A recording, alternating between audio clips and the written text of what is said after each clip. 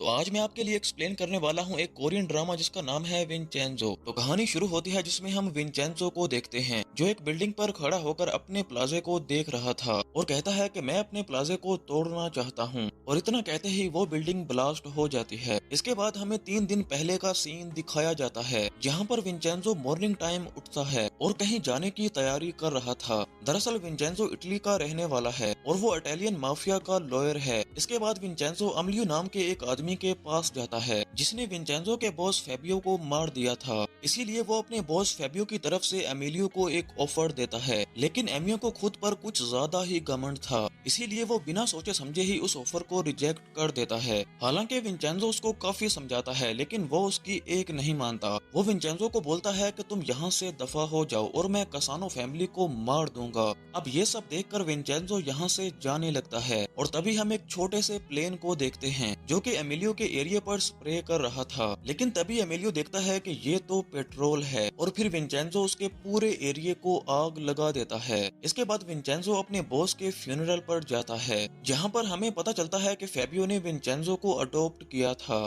और फेबियो की ख्वाहिश थी कि एमिलियो मर जाए, इसीलिए विंचेंजो ने एमिलियो को मार दिया। और इसी बीच हम फेबियो के असली बेटे पावलो को देखते हैं जो कि विंचेंजो को बिल्कुल भी पसंद नहीं करता क्योंकि फेबियो विंचेंजो को पावलो से भी ज्यादा चाहता था। इसीलिए पावलो और विंचेंजो की आपस में बिल्कुल भी नहीं बनती थी। अब फेबियो के मरने के बाद पावलो विंचेंजो को अपना गुलाम बनाना चाहता था, लेकिन ये बात विंचेंजो मानने से साफ साफ मना कर देता है और इसीलिए रात को पावलो उसको मारने के लिए गुंडे बेचता है, लेकिन विंचेंजो उन गुंडों को आसानी से चकमा देकर मार देता है। इसके बाद वो पावलो को कॉल करता है और उसको बोलता है कि मैं यहाँ से हमेशा के लिए जा रहा हूँ, अगर तुमने मुझे ढूंढने की कोशिश की तो मैं फिर तुम्हें भी मार दूंगा। दरअसल विंचेंजो कोरिया जा रहा था और इसके बाद हम कोरिया में होंग को देखते हैं। वो भी प्रोफेशन से एक लॉयर है और उसे भी पैसों से मतलब है। इसके बाद होंग की मुलाकात जून से होती है जो दोनों मिलकर बाबिल कंपनी के लिए केस लड़ रहे हैं। दरअसल ओपोजिशन पार्टी के लॉयर यूचान का मानना था कि बाबल कंपनी की मेडिसिन की वजह से लोग मर रहे हैं और उसके पास इस बात को साबित करने के लिए विटनेस भी है, लेकिन वो विटनेस कोर्ट तक आता ही नहीं है क्योंकि होंग ने पैसे देकर उसको पहले ही अपनी तरफ कर लिया था।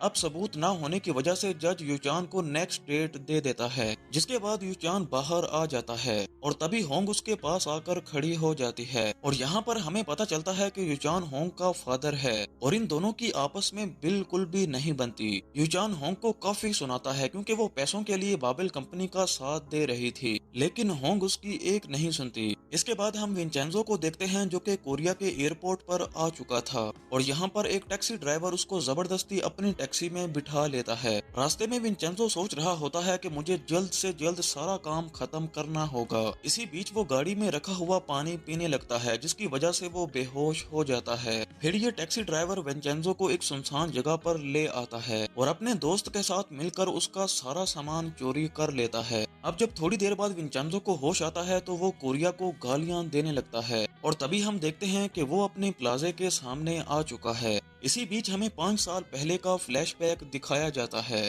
जिसमें फेबियो के 2 दोस्त विंचेंजो के पास आते हैं। दरअसल ये दोनों अपना बहुत सारा गोल्ड छुपाना चाहते हैं और इसीलिए विंचेंजो ने अपने दोस्त के नाम पर एक पूरा प्लाजा खरीद लिया जिसके कुछ रूम वो रेंट पर दे देता है और इस बिल्डिंग की बेसमेंट में उसने एक रूम तैयार किया होता है जहाँ पर बहुत सारा गोल्ड छुपाया गया है। अब उस तह खाने का दरवाजा कोई भी नहीं खोल सकता, सिर्फ उस गोल्ड का ओनर ही खोल सकता है। यहाँ पर विंचेंजो की मुलाकात उसके फ्रेंड योंग से होती है जो कि इस प्लाजा का ओनर है। योंग विंचेंजो को बोलता है कि बाबिल कंपनी ने प्लाजा के आसपास की सारी जगह खरीद ली है और अब वो हमें भी जबरदस्ती इस प्लाजा को बेचने के लिए कह रहे हैं। इसके बाद वो विंचेंजो को प्लाजे के अंदर ले आता है और यहाँ मौजूद लोगों से मिलवाता है। यूचान भी यहीं पर रहता है जो कि विंचेंजो के बारे में ही बात कर रहा था और सिर्फ ये 3 लोग ही विंचेंजो को यहाँ पर देखकर काफी सीरियस थे। इसके बाद योंग विंचेंजो को एक टेम्पल दिखाता है जहाँ पर 2 मोंक रहते हैं। दरअसल ये टेम्पल उसी बेसमेंट के ठीक ऊपर बना है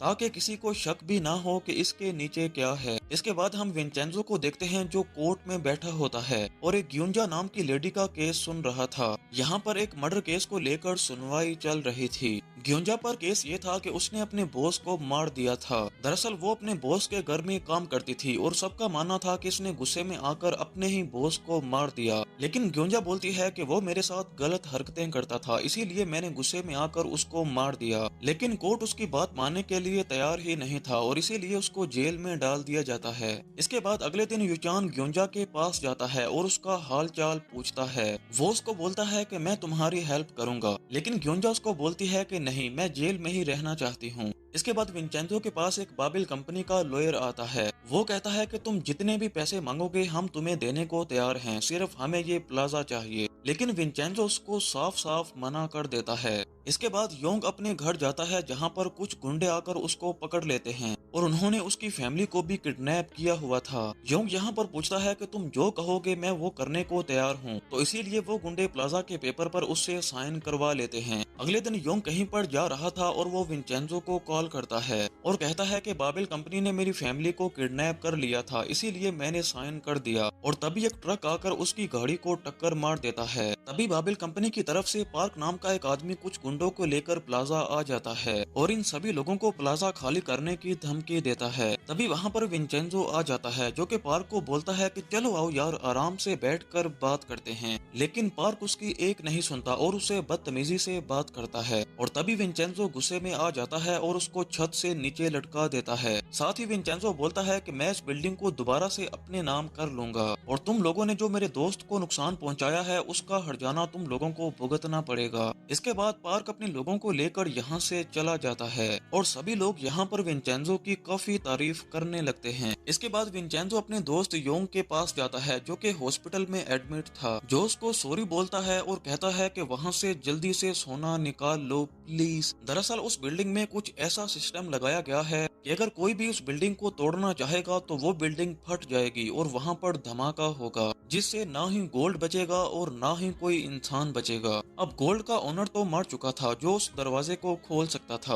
और इसीलिए योंग और विंचेंजो सारे सोने पर कब्जा करना चाहते थे। लेकिन अब प्रॉब्लम ये थी कि उस बेसमेंट के ठीक ऊपर टेम्पल बना हुआ था जहाँ पर दो मोंक रह रहे थे। अब यहाँ पर विंचेंजो काफी परेशान था क्योंकि बाबिल कंपनी ने इनको सिर्फ 11 दिन का टाइम दिया था। इसीलिए विंचेंजो को ये बिल्डिंग किसी न किसी तरह खाली करवा कर वो सारा गोल्ड निकालना था। दूसरी तरफ हम सियोक को देखते हैं जो कि एक सीक्रेट एजेंट है। अब यहाँ पर सियोक का बॉस उसको बोलता है कि तुम विंचेंजो पर नजर रखो, वो इटली से कोरिया आया है और उसका जरूर कोई न कोई मकसद होगा। इसके बाद विंचेंजो युचांग के पास आता है और उनको बोलता है कि मुझे बाबिल कंपनी की सारी फाइल्स चाहिए। अब यहाँ पर युचांग को विंचेंजो पर बिल्कुल भी भरोसा नहीं था, लेकिन फिर भी वो उसको बाबिल कंपनी की सारी फाइल्स दे देता है। वहीं होंग को पता चलता है कि बाबिल कंपनी से एक रिसर्चर भाग गया है और इसीलिए वो अब काफी परेशान थी क्योंकि अगर उस रिसर्चर ने इनके खिलाफ गवाही दे दी तो ये केस हार जाएंगे। इसके बाद हम छोए को देखते हैं जो कि एक प्रोसिक्यूटर है और वो इतनी जालिम है कि उसका निक नेम कसाई है। इसके बाद होंग अपने फादर के पास जाती है जहाँ पर उसके फादर आराम से सो रहे थे, जहाँ पर वो आराम कर रहे थे और ये देखकर उसको थोड़ा सा सुकून होता है और वो समझ जाती है कि वो रिसर्चर अभी तक उनके पास नहीं पहुँचा। इसके बाद वो विंचेंजो को देखती है जो कि बाबिल कंपनी को ही रिसर्च कर रहा था और इसीलिए वो विंचेंजो से सवाल जवाब करने लगती है और तभी युचान और होंग के बीच में फिर से झगड़ा शुरू हो जाता है। इसके बाद छोए बुसांग लॉ फर्म के सीईओ से मिलती है जो कि उसे अपनी लॉ फर्म ज्वाइन करने के लिए कहता है और ये वही फर्म थी जहाँ पर होंग भी काम करती है। साथ ही वो छोए को बोलता है कि अगर तुम मेरी फर्म ज्वाइन करोगी तो मैं तुम्हें मुंह मांगा पैसा दूंगा और साथ ही तुम्हें करप्टेड सिस्टम से बाहर निकाल लूंगा। अब उसकी ये बात सुनकर छोए उसकी बात मान लेती है। इसके बाद हम बाबिल कंपनी के सीईओ हांसियो को देखते हैं और यहाँ वो उस रिसर्चर के भाग जाने की वजह से किसी से माफी मांग रहा था और वो आदमी हांसियो को बहुत ही ज्यादा मारता है और यहाँ पर हमें रियलाइज हो जाता है कि हांसियो बाबिल कंपनी का रियल ओनर नहीं है बल्कि रियल ओनर वो है जो इसको मार रहा है। इसके बाद विंचेंजो युचांग के साथ मिलकर दियो के पास जाता है और विंचेंजो उसको बोलता है कि अपना कॉन्ट्रैक्ट कैंसिल करो। अब यहाँ पर दियोक उसकी एक नहीं सुनता, इसीलिए विंचेंजो उसको अपने तरीके से समझाता है है। इधर छोए अपनी लो फार्म छोड़कर वो सांग लो फार्म ज्वाइन कर लेती है और रात में विंचेंजो और युचांग दोनों ही बाबिल कंपनी के बारे में बात करते हैं कि बाबिल वाले अपना कोई भी गलत काम वुसांग लो फार्म से करवाते हैं। इसके बाद हम हान को देखते हैं जो कि अपने प्रोसिक्यूटर और सभी लॉयर्स के सामने प्लाजे को तोड़ने की बात कर रहा था। अब ये सीधे तरीके से तो बिल्डिंग को तोड़ ही नहीं सकते थे क्योंकि वहाँ पर लोग रहते थे और वो वहाँ से निकलने के लिए तैयार ही नहीं थे। इसीलिए ये प्लान बनाते हैं कि हम वहाँ पर साफ सफाई के लिए मशीनें भेजेंगे और वो मशीनें जाकर उस प्लाजे को तोड़ देंगी। हम बिल्डिंग का नीचे का हिस्सा तोड़ देंगे और कुछ ही टाइम में बिल्डिंग पूरी की पूरी खुद ही गिर जाएगी। हालांकि ऐसा करने से वहाँ मौजूद लोगों की जान जाएगी, लेकिन इन लोगों को कोई फर्क नहीं पड़ता। पर कहीं न कहीं होम को फर्क पड़ रहा था और वो नहीं चाहती थी कि वहाँ मौजूद लोग मारे जाएं और उसके फादर भी उसी बिल्डिंग में रहते हैं। इसके बाद हान कंपनी के चेयरमैन से बात करता है और कहता है कि बिल्डिंग कल सुबह 11 बजे गिर जाएगी और ये बात वहाँ मौजूद जुन भी सुन लेता है। अब जुन ये बात होंग को बता देता है। ये सुनकर होंग परेशान हो जाती है और वो जल्दी से अपने फादर के पास आती है, लेकिन इससे पहले कि वो अपने फादर को कुछ बता पाती उसके फादर को किसी की कॉल आ जाती है। तो इसीलिए होंग विंचेंजो को बता देती है कि कल रात को या फिर सुबह बिल्डिंग गिर जाएगी और ये सब सुनने के बाद विंचेंजो की परेशानी और बढ़ जाती है। और यहीं पर हम पहले पार्ट को खत्म करते हैं। यहाँ से आगे कहानी अब काफी इंटरेस्टिंग होने वाली है, तो मिलते हैं अगले पार्ट में।